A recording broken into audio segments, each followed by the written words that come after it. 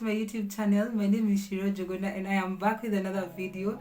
Thank you so much for the 230 subscribers. That was such a quick growth and I am so thankful for everyone that has subscribed. If you haven't subscribed to this channel, make sure you do so that you continue supporting the growth of this channel.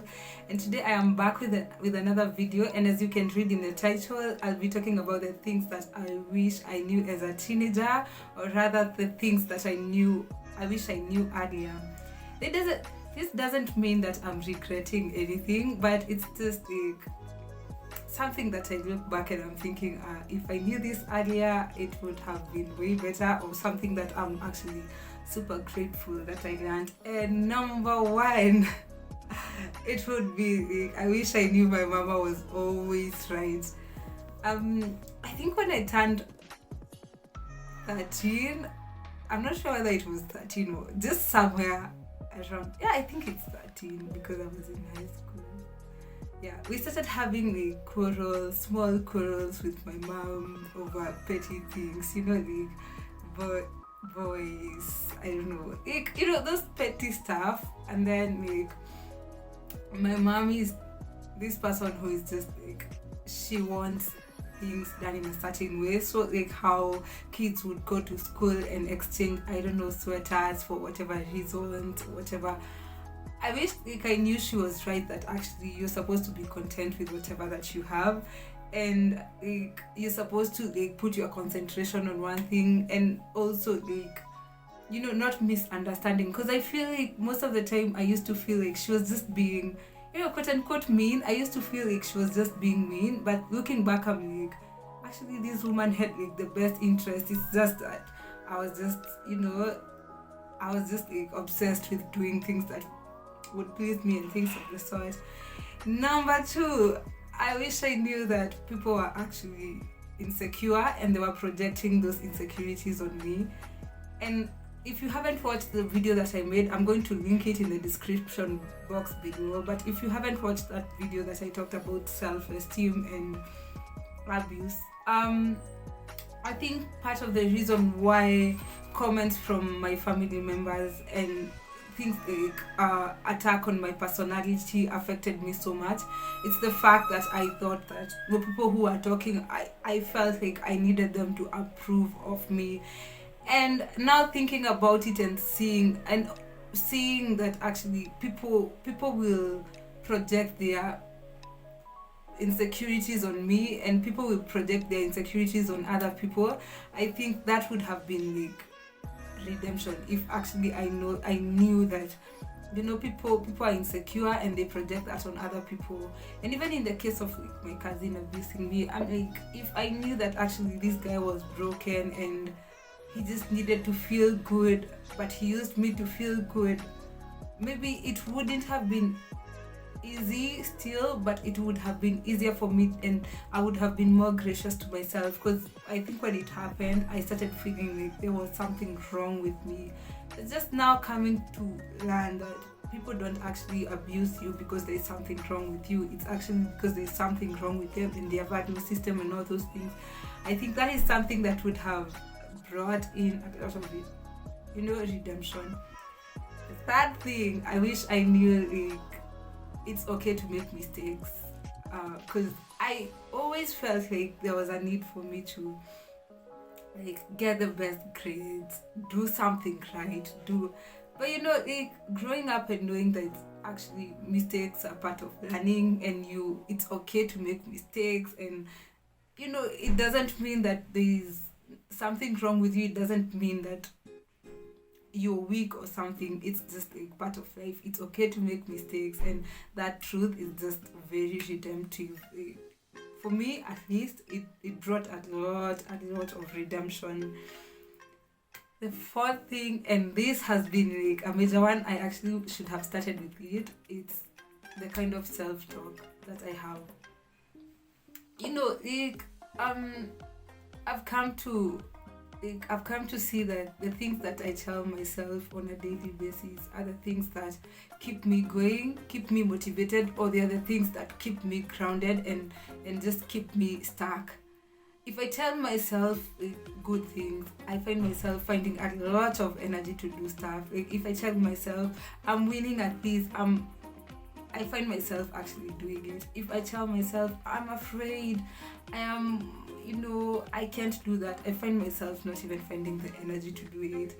And sometimes we'll just say strange things, and I think I've had it over and over. Having grown up in church, of course, I've had the power.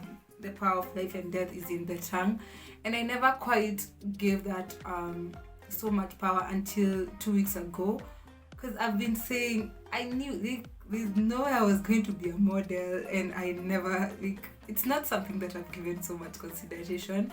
But I got to a point where I learned that my body loses a lot of weight in a very short period of time, and trying to gain back that much weight, it's nearly impossible. And then I just looked at how I want to wear my clothes, and how I've always loved wearing high heels, but I didn't have interest in fashion or anything. And then I started saying as a joke, and I said, if accounting doesn't work, I could start modeling. I could. Until 2 weeks ago, I was at work, and then one of them at our workplace, one of the tenants asked me to be a coffee model. It was just something common, and something that I would look at as, it's just something that happened, coincidence. But when I sat down after the photos came out, I was just because everyone, a few people told me, your photos look better than everyone else's, and I was like, thanks. Personally, to be honest, I didn't see anything different. I just found the photos sorry. Anyway, so in that instance, I think it reminded me of the things that we say, just saying, I actually think I can model. I don't think so. It's not something that I'm keen to do, but just keeping on telling myself. And I remember having so much of the negative self-talk growing up, and I would tell myself I can't give anything more than my grades, I can't do anything more.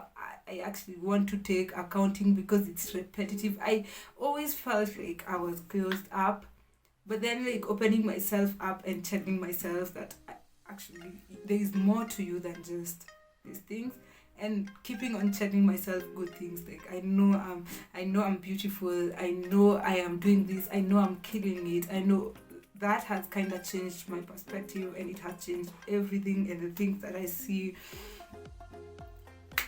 And finally, I wish I knew no one had everything figured out. And that was the thing for me.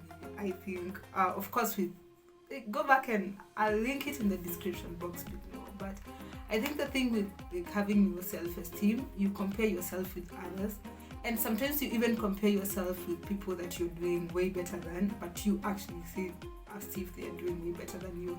And I remember looking at people and thinking, oh, so and so has things figured out, they are super organized, they have, and instead of looking at it from a point of I would want to learn from them, I looked at it from a point of exalting them and wanting to be like them and working to be like them. And getting to this point of actually knowing that, of course, I believe in life and after death, as a Christian and whatever, and getting to this point of knowing when I get to heaven, God won't ask me, why weren't you so and so. Let's say a friend, I'll just mention a random name. Maybe God won't ask me, why were you not Faith? He'll actually ask me, why were you not Shiro? Because there's something that He's put in me, and there's something that He wanted me to do, because I wanted to keep being like someone else, because I thought they had their thing figured out and whatever. And coming to know that everyone is actually trying to figure out stuff. People are on different paths in their journeys, and it's okay to be where you are. It just changed my whole perspective. It just changed how I see myself, how I view my mistakes, how I view my failures, how I view my wins as well. Because there's no one point I'll say I have it all figured out 100%, but also the striving to become a better person every single day. That's exactly what I want to do. Not to be perfect, but I want to be growing. And yes, those are the 5 things that I wish I knew before on time, I'd say, not as a teenager, but the things that I wish I learned earlier. And yes, we've come to the end of the video, and then thank you so much for watching this video to this far, and I would want to hear what you have to say in the comment section down below. Make sure you leave a comment and like this video, because that way you keep pushing the information to other people, you support this channel to grow. And as well, if you're watching this and you haven't subscribed, help us get to 500 subscribers by the end of May. And until next time, you guys have a good one, and I'll see you. Bye bye.